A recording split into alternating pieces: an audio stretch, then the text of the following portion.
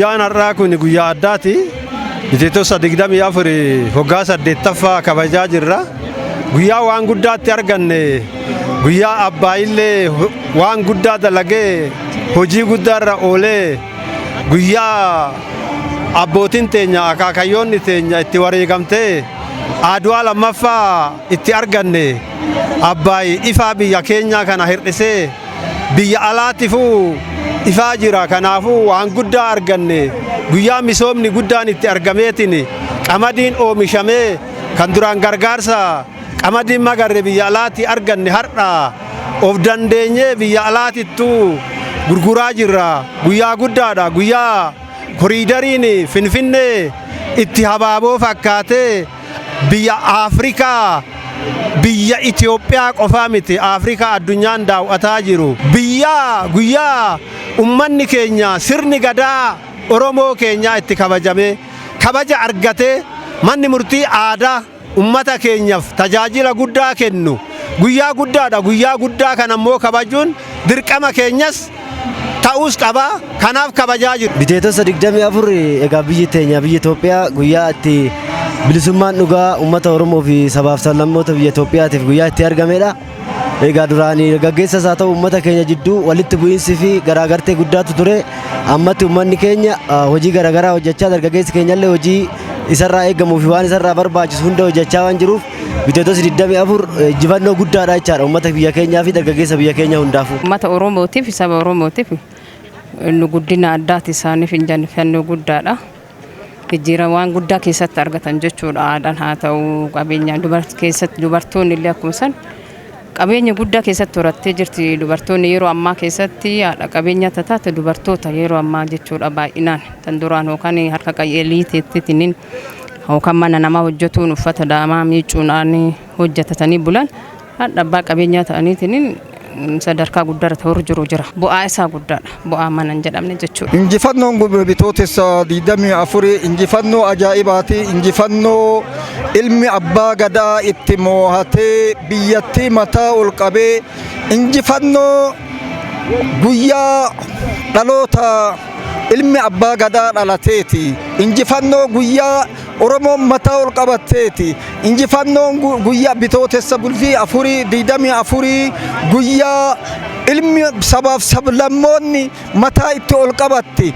Guyyaa himmooyyuu mootummaan keenya itti beekame, guyyaa mootummaan keenya itti dhaabbate, guyyaa mootummaan keenya itti argame, guyyaa himmooyyuu sabaaf sablammummaan lammiin itti ol qixxummaan itti beekame, guyyaa misoomni itti beekame, guyyaa abbaan misoomaa itti shoomame, guyyaa himmooyyuu ummanni keenya cinqamee, ummanni keenya dhiiraaf dubarri ciniinsifatee guyyaa himmooyyuu mootummaa kana itti argate guyyaan 24 kun. Aadaan teenya kabajamuu safuuf duudhaa laallachuu. Kana keessatti manni murtii aadaa haqa, bakkee haqaa, haqi bakkeen itti mul'attu nu dhaabachuun kun baay'isee nu gammachiisa. Osoo aartee dubartiin mana murtii idilee deemteeti yookiin aartetuma yookiin kun kaan caalee kun kaan ta'ee deebiti. Amma hoo mana murtii aadaa, mana haqaa, mana dhugaan itti baatu iddoo hundatti, gandarratti, aanarratti haga caffee nu deeme kun baay'isee nu gammachiisa.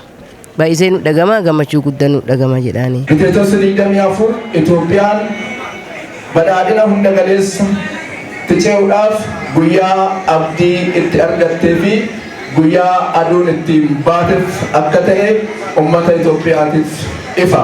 Biteetos 24 looreetiin nageenya addunyaa muummichi ministeeraa keenya Dr. Abiy Ahmed jijjiirama argame itti fufsiisuudhaaf ergama biyya bulchuu itti kenname galmaan ga'uudhaaf guyyaa ummata Itoophiyaatiif waadaa itti seenedha.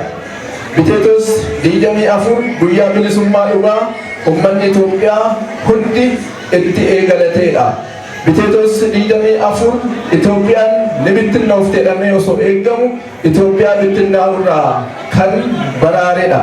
Guyyaan kun dukkanarraa gara bilisummaatti, gara ifaatti, doofummaarraa gara ifaatti akkasumas immoo bittinnaa'urraa gara falaasama ida'amuutti guyyaa itti ceene waan ta'eef guyyaan kun uummata Itoophiyaatiif guyyaa seenaa addaa ta'ee bara baraan kan yaadatamudha. Bitootessi 24 ifa, badhaadhina, tokkummaa, walqixxummaa, obbolummaa, nageenya, misooma.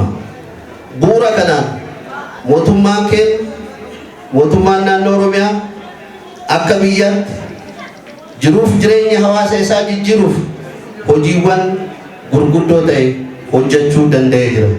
Keessattuu inisheetiiviiwwan gurguddoo ta'an bocamanii gadi bu'uun gama qonnaatiin, gama barnootaatiin, gama fayyaatiin, gama turizimiitiin seektaroota hundaa fi gara misooma magaalaatiin hojiiwwan gurguddoo ta'an hojjetuun danda'amee jira. Kanaanis uummanni keenya fayyadamaa ta'ee jira. Gama birootiin inisheetiiviiwwan gurguddoo humna waloo ta'an baay'een isaanii bocamanii gadi bu'uun hawaasni keenya akka irraa tajaajilamu ta'ee jira. Bitootessi 24 guyyaa addaati. Guyyaa biyya keenyaaf bu'uura cimaa roga hundaan itti kaa'anne. Bitootessi 24 guyyaa qabsoo uummanni keenya waggaa 150 yookiin jaarraa tokkoof geggeessaa ture keessatti qaama itti dhabe, qabeenya itti dhabe, lubbuu itti dhabe, biyyarraa itti baqate. Isa kanaan firii osoo hin godhatin konkolaataa dhufee yookiin konkolaataa turee firii akka horatuu fi gara boqonnaa haarawaatti akka ceenu kan nutti taasise. Itoophiyaan abdii akka horattu, imala haaraatti akka ceenu, akka jalqabnu bitootessi 24 guyyaa addaati yoo jennu jijjiirama siyaasatii fi riifoormii giddu galeessa godhatee Itoophiyaan badhaadhina hunda galeessatti akka ceetu akeeka kan kaa'e yookiin abdii kan horachiise. Looreetii nagaa addunyaa muummicha ministeeraa keenya kabajamoo Dr. Abiy Ahmed jijjiirama eegalame itti fufsiisuuf yookiin galmaan gahuuf guyyaa waadaa itti galan.